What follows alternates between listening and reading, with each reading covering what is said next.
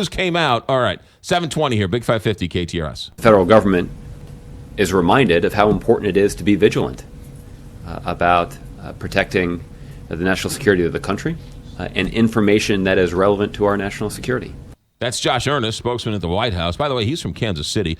New information about NSA emails being hacked and their computers being hacked. Brad Garrett, ABC News crime and terrorism analyst. Good morning, Brad Garrett.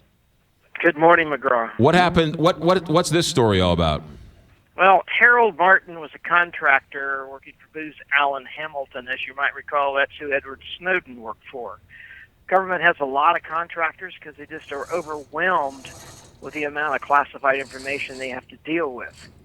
Apparently, they got information, I'm going to guess in August or before, that Mr.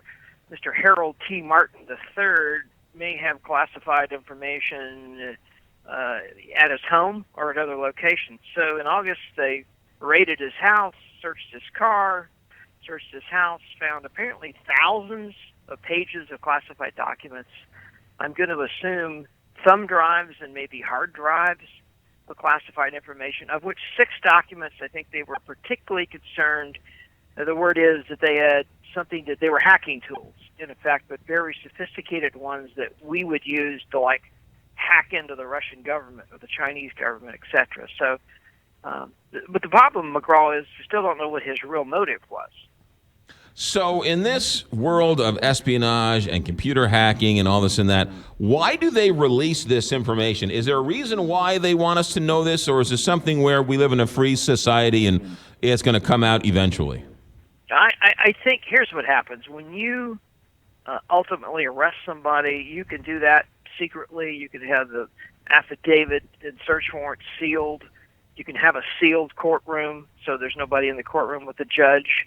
They did all that, and apparently they've kept him in custody, it looks like to me.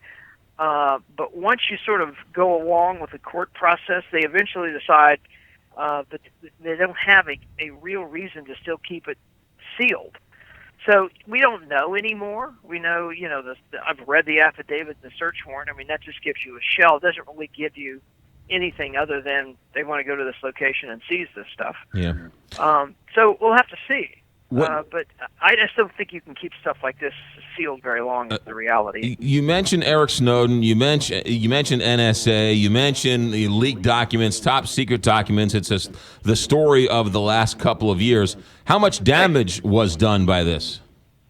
By this guy, I think it's unknown, because the question, and maybe the agents know this, but I don't. Did he pass it to anybody? Now, I will say that the way he had it, I mean, it's almost like, one reporter described him as a hoarder. So is he a national security hoarder? I don't know. I mean, it's like the documents are not secreted.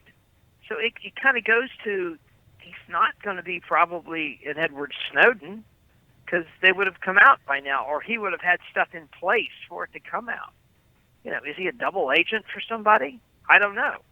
If he is, he's not very good. Yeah, you also have to ask the question, you have the Hillary Clinton top secret email stuff, you got this top secret email stuff. It's like, how secure are these top secret documents? Because they sure do get leaked out quite often. I will tell you, McGraw, in today's environment, I think that almost everything with enough time is hackable. I know that's not very reassuring, but you've got some of the biggest brains in the world working for different governments that are figuring out ways to get into systems. And obviously, the Russians and the Chinese are particularly good at getting into our systems. And my guess is we've done the same thing and gotten into their systems. We just don't talk about it. Yeah. The other thing is everyone's petrified over them hacking into some type of computer that would disrupt this upcoming election. What do you hear about that? Well, there is a concern. It's just like we don't know. Maybe the FBI, et cetera, knows what emails that could have possibly been stolen, either from Secretary Clinton's private server, from hacks into the Democratic National Committee computers. I don't know, but I'd be shocked, McGraw, if the last week of October we don't get a dump of something. That's Brett Garrett, ABC News crime and terrorism analyst, with the latest on the NSA and a contractor arrested on charges that he removed highly classified information found in his room. Brad, thanks for checking in. Be safe. Have a good day. Thank you, McGraw.